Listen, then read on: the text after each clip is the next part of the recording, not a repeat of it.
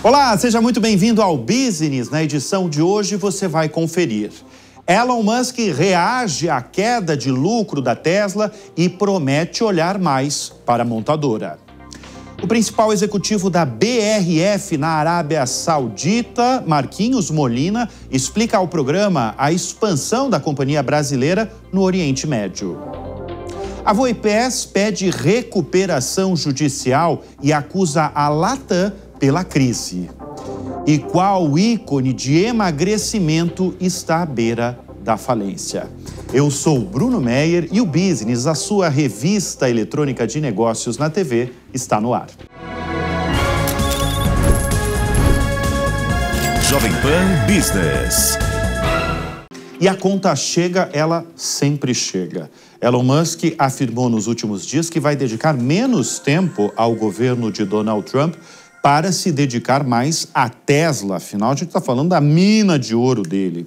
Em uma teleconferência, o empresário, que se tornou uma espécie de braço direito do presidente americano, disse que provavelmente no próximo mês a dedicação dele ao escritório criado por Trump para cortar gastos federais vai diminuir e muito. Ele afirmou que, desse jeito, em maio, ele vai dedicar muito mais tempo dele à Tesla, já que, abre aspas, o trabalho crucial que Trump lhe encarregou estava, em grande parte, concluído. Essa declaração ocorreu, assim, horas depois dos resultados ruins da montadora elétrica, que, como eu falei, eu sempre falo aqui no Business, é a grande fonte da sua fortuna multibilionária. Porque ele tem outras empresas que dão lucro, a SpaceX, Neuralink, mas o dinheiro do homem mais rico do mundo vem da Tesla. Por isso que a Tesla é tão importante. A gente tem os resultados do primeiro trimestre da Tesla aqui no telão. O lucro no primeiro trimestre foi de 409 milhões de dólares. Observa esse número aqui que chamou muito a atenção dos investidores do mercado como um todo, uma queda de 71%. Se a gente comparar o mesmo trimestre, o primeiro trimestre do ano anterior, do ano de 2024. As receitas foram de 19 bilhões e 300 milhões de dólares, veio abaixo do esperado pelo mercado. O mercado esperava uma receita de 21 bilhões e 300 milhões de dólares. Esse valor de 21 bilhões, de pouco mais de 21 bilhões, já era considerado baixo pelo mercado financeiro e veio mais baixo ainda. Elon Musk, ele deu essas declarações em teleconferência, para os investidores, e ele disse ainda que a demanda por carros está sendo afetada pelo que ele chama de mudanças no sentimento político. Em um comunicado, a Tesla informou que há incertezas nos mercados automotivo e de energia continua a aumentar, à medida que políticas comerciais em rápida evolução impactam negativamente a cadeia de suprimentos global e a estrutura de custos da Tesla e de nossos concorrentes, fecha aspas. Esse foi o comunicado da Tesla. A empresa vai reduzir com esses resultados ruins a previsão de investimentos para este ano. A Tesla informou em um documento regulatório que agora espera gastar 10 bilhões de dólares em 2025. É um número abaixo do divulgado anteriormente. Faz 3 meses que eles divulgaram aos investidores que eles iam, pelo menos esse ano, ter um investimento aí de mais de 11 bilhões de dólares. Veio uma queda pequena, para o tamanho da Tesla, uma queda pequena, mas uma queda nos investimentos. Está aí, movimentadíssimo novamente. Toda semana mas essa semana foi importante aí para Elon Musk e para a Tesla. Agora, vindo para o Brasil, a Voipes entrou com um pedido de recuperação judicial na Justiça de São Paulo, 8 meses depois daquele acidente que provocou a morte de 62 pessoas em Vinhedo, no interior de São Paulo. A dívida da Voipes, segundo o pedido, é de 209 milhões de reais. Mas se considerar os débitos que ficaram fora do processo, o passivo total da companhia aérea é de 420 milhões de reais. É importante chamar a atenção nesse pedido. O Brasil está se acostumando já há algum tempo, nos pedidos de recuperação judicial, mas mais do que um pedido de recuperação judicial convencional, a Voipés, ela culpou a rival e também parceira Latam pela crise que vive. Segundo a companhia aérea, em texto enviado à Justiça, a principal responsável pela crise econômica, financeira e também pelo que ela chama de correlato pedido de recuperação judicial é a Latam. Esta é a segunda vez que a Voipés entra com um pedido de recuperação judicial. Da primeira vez, entre 2012 e 2017, a companhia conseguiu reestruturar as finanças, o caixa, e também conseguiu reestruturar as operações. Só que o cenário atual é completamente diferente. Desde março, a ANAC, Agência Nacional de Aviação Civil, que fiscaliza o setor aéreo, suspendeu as operações da companhia aérea após apontar várias irregularidades e falta de segurança. Neste mês, após 30 dias sem voar, a companhia demitiu parte dos funcionários. E essa muita gente vai lembrar um ícone das dietas tradicionais, infelizmente é uma notícia negativa, Se prepara para pedir falência. A gente está falando da Vigilantes do Peso. É uma empresa fundada em 1960, muito famosa pelos programas de perda de peso, famosa inclusive aqui no Brasil. Muita gente vai conhecer, talvez alguém que ou você mesmo fez, ou vai conhecer alguém que já fez. Ela tem uma dívida, essa empresa, de 1 bilhão e 500 milhões de dólares e pretende realizar um processo conhecido como um pedido de falência pré-acordado. O que é isso? Ele vai permitir uma recuperação judicial. Como eu falei, símbolo, foi um símbolo do setor de emagrecimento. A companhia se encontra em dificuldades, sobretudo no momento de popularização de medicamentos como o Ozempic, da dinamarquesa Novo Nordisk, e outros produtos aí que prometem a perda de apetite. E a BRF, dona das marcas Sadia e Perdigão, tem avançado na Arábia Saudita. O grupo anunciou um investimento em conjunto com uma subsidiária do Fundo Soberano da Arábia Saudita para construir uma fábrica de alimentos processados em Jeddah. O investimento tem o valor de 160 milhões de dólares, aproximadamente 928 milhões de reais. E para saber mais desse aporte, nós vamos conversar neste momento com Marquinhos Molina, o CEO da BRF Arábia. Marquinhos, diretamente da Arábia Saudita, eu queria que você falasse para a nossa audiência o que representa esse alto investimento nos negócios globais da companhia, e já adiantando, como é que vai ser essa nova fábrica. Obrigado pela presença, seja bem-vindo aqui ao Business. Muito obrigado, Bruno, é um prazer estar aqui. Esse investimento está totalmente alinhado com a nossa estratégia global de expansão. Fortalece a nossa presença aqui no Reino e está totalmente alinhado com toda a segurança alimentar que o Reino busca e a Visão 2030 também. Falando um pouco mais sobre a fábrica, nosso projeto é um estado da arte, tudo que há de mais moderno e tecnológico no processamento de alimentos. E estamos planejando, Bruno, fazer uma fábrica modular, onde a gente começa com uma capacidade de 40 mil toneladas, sendo que ela pode dobrar rapidamente com baixo investimento. Então, a gente está focado na demanda do consumidor saudita e da região também. Agora, a ideia de vocês é destinar essa produção dessa nova fábrica apenas para o mercado saudita ou exportar para outros países? Num primeiro momento, Bruno, com toda a crescente demanda aqui do mercado interno, nossa intenção é focar no mercado interno saudita e, posteriormente, também exportar para os países do Golfo, além de outros países muçulmanos aqui próximos. Olha só, vocês, o grupo, né, vocês estão no Oriente Médio, não é de agora, né? Pelo que eu vi, vocês estão há mais de 50 anos, vocês exportam para mais de 14 países da região. Qual que é o tamanho, no dia de hoje, Marquinhos, dessa região, do Oriente Médio, para os negócios da empresa? E por que a Arábia Saudita é tão importante para vocês, sendo que vocês têm uma operação, você está comandando toda essa operação? Por que é tão importante? Bruno, primeiramente, como você destacou, a gente está aqui há mais de 50 anos. Isso é um motivo de muito orgulho para nós da BRF e para o Brasil também. Eu estando aqui agora, a cada saudita que eu conheço, que eu converso, e eu comento que sou da BRF, que trabalho na BRF, eles falam, eu consumo o frango Sadia desde que eu era pequeno, né? Então, acho que isso é um motivo de muito orgulho para nós.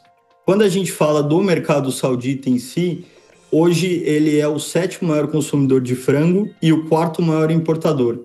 Então, ele é totalmente estratégico aqui para a BRF e também no Golfo.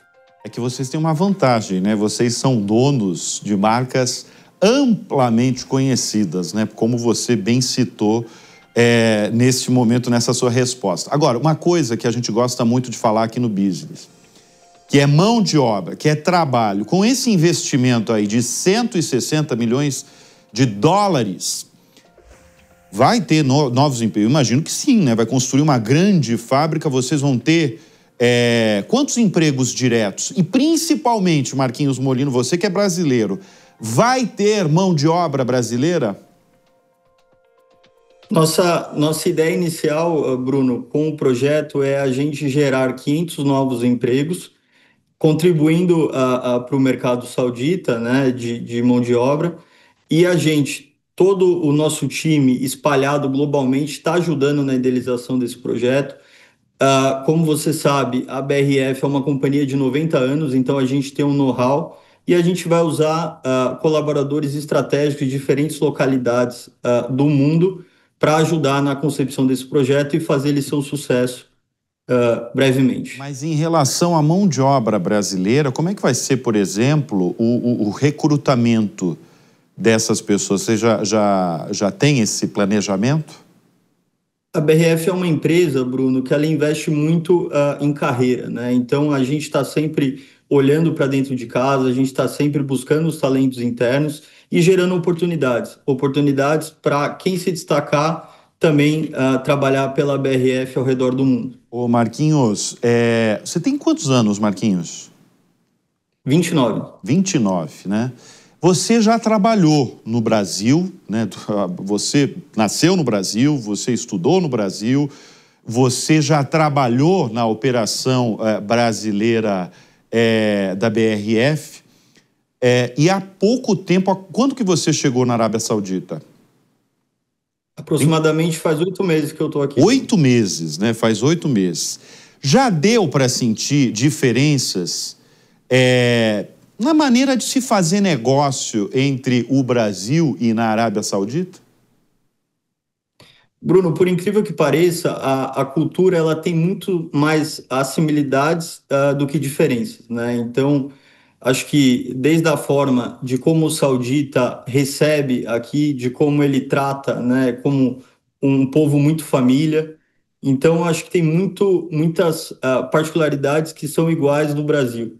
E um fator interessante é que aqui dá para quem é brasileiro se sentir em casa. A gente ir no supermercado aqui na Arábia Saudita é praticamente a mesma coisa que no Brasil, onde você vê nossas marcas muito fortes e líderes de mercado. Para você ter uma ideia, Bruno, a gente tem 37% de market share aqui e queria também aproveitar para te fazer o convite, quando vim na Arábia Saudita, para a gente ir no supermercado e você ver a força de nossas marcas aqui. Não, convite mais do que aceito, e eu acho que o business, o nosso programa, ele gosta de enaltecer e valorizar as empresas brasileiras, empresas que geram empregos, né, tanto no Brasil, né, vocês você tem um número de quantos vocês empregam só no Brasil? É uma imensidão de gente, né? Sabe, eu pergunto isso porque eu já entrevistei o Miguel Goulart, que é o CEO da BRF, no meu outro programa, o Show Business, e eu sei que a gente está falando de um exército de profissionais. E você, Marquinhos, você trabalhou no Brasil, na operação brasileira. Eu conheci você há pouco tempo, mas eu já logo senti que você gosta de trabalhar desde cedo. Você é filho de um dos maiores empresários do Brasil, o Marcos Molina. Essa vontade de trabalhar, de certa forma empreender também, porque você consegue empreender dentro de uma empresa, isso vem de casa? Você acha que isso nasceu com você? Isso vem de lições dos seus pais? O que você acha, Marquinhos? Bruno, só para complementar o número, né, de nossos colaboradores ao redor do mundo, estamos falando mais de 100 mil funcionários. 100 mil então, funcionários. Como eu falei, é um exército, né, que vocês empregam. Isso é um motivo de muito orgulho para nós ter tantas famílias, né, linkadas à BRF. E aproveitando a outra pergunta que você me fez, desde pequeno, né, estou sempre acompanhando meu pai e minha mãe desde a criação da Marfrig, né, e de outras empresas aí que nós temos. Então, desde do acordar até eu ir dormir, desde pequeno, sempre falando no jantar em casa, no café da manhã. Então, é de berço mesmo. Sempre pensando em frango, pensando em trabalho, pensando em negócio, é isso? Isso aí, 100% do tempo. Agora, você aí presidindo essa operação na Arábia Saudita, você sabe me responder até onde vocês querem chegar? Quais os próximos planos? Eu sei que vocês vão montar e levantar uma fábrica gigantesca, né? Mas já tem aí ideia de onde vocês querem chegar? Bruno, a gente está sempre atento às oportunidades aqui no mercado saudita, né? É um mercado muito relevante, como eu já disse. A gente aqui no Oriente Médio, a gente tem 7 fábricas de produção e com essa que estamos construindo, vamos ter 3 na Arábia Saudita. Recentemente, também esse ano, a gente anunciou o investimento na Doha Poultry Company, que é uma produtora local de frango, onde foram investidos aproximadamente 84 milhões de dólares para adquirir a posição na Doha. Então, a gente está sempre monitorando aqui, a gente acha que é um mercado de muita oportunidade e eu tenho muito orgulho de estar aqui liderando essa operação. Muito bem, nós conversamos direto da Arábia Saudita. Você não está em Jeddah, você está onde, Marquinhos Molina? Hoje eu estou em Riad, aqui no nosso escritório da BRF Arábia aqui. Muito bem, nós conversamos com Marquinhos Molina, o CEO da BRF Arábia, que está fazendo um trabalho aí grandioso na região e acaba de anunciar esse investimento de uma nova fábrica de 160 milhões de dólares. Só vou fazer um pedido, Marquinhos, não vai esquecer do Brasil, hein? Que isso, jamais. Brasil no coração sempre. E obrigado pelo convite, Bruno. Prazer estar aqui. Obrigado, Marquinhos.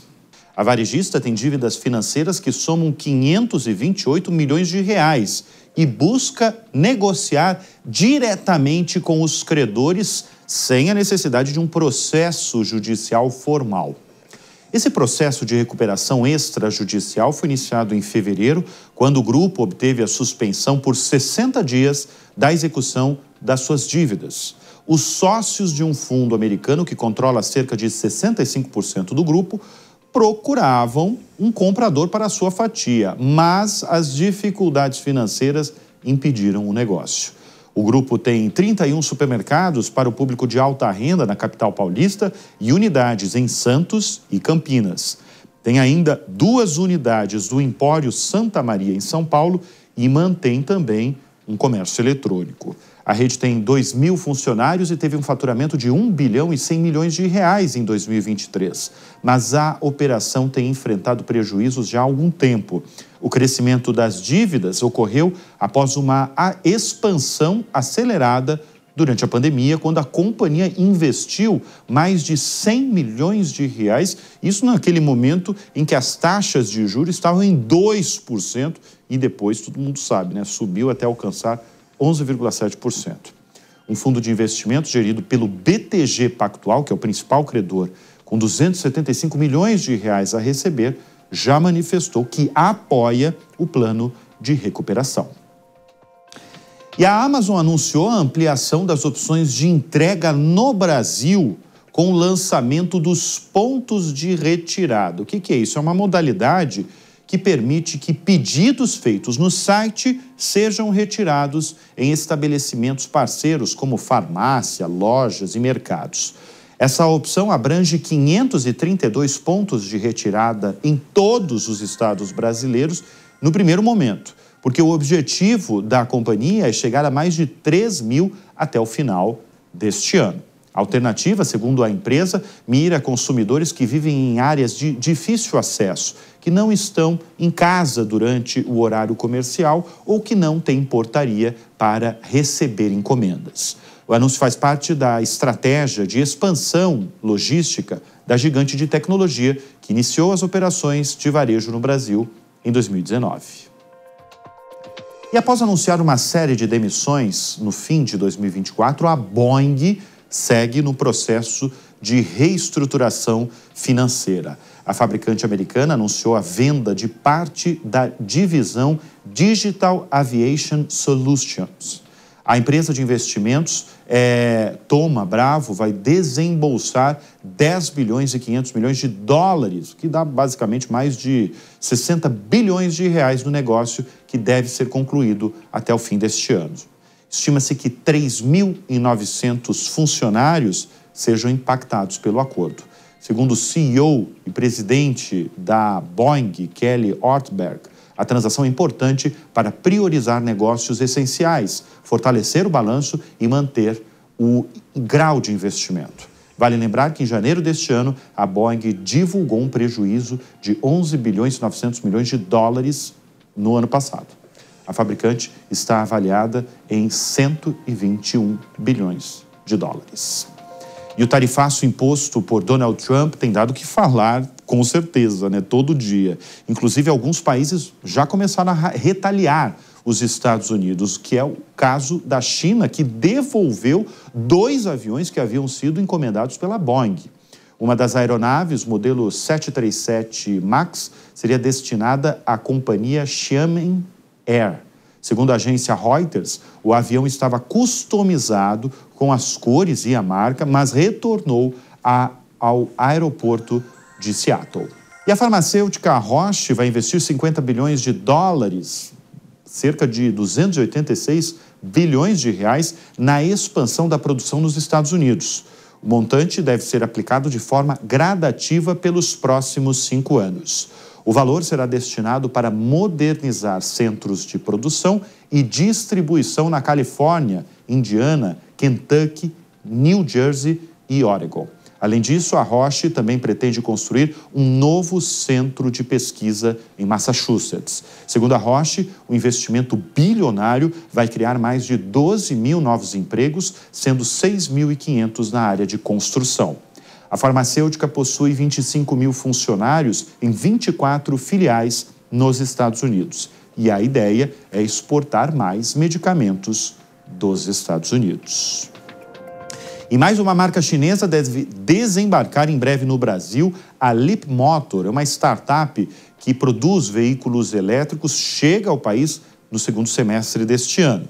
A empresa chega por intermédio da Stellantis, que é dona da Fiat, Jeep, Peugeot, Citroën, e a Leapmotor deverá brigar pelo mercado de SUVs elétricos com os modelos B10 e C10. Os preços ainda não estão confirmados, mas estima-se que seja algo próximo na casa de 230 mil reais.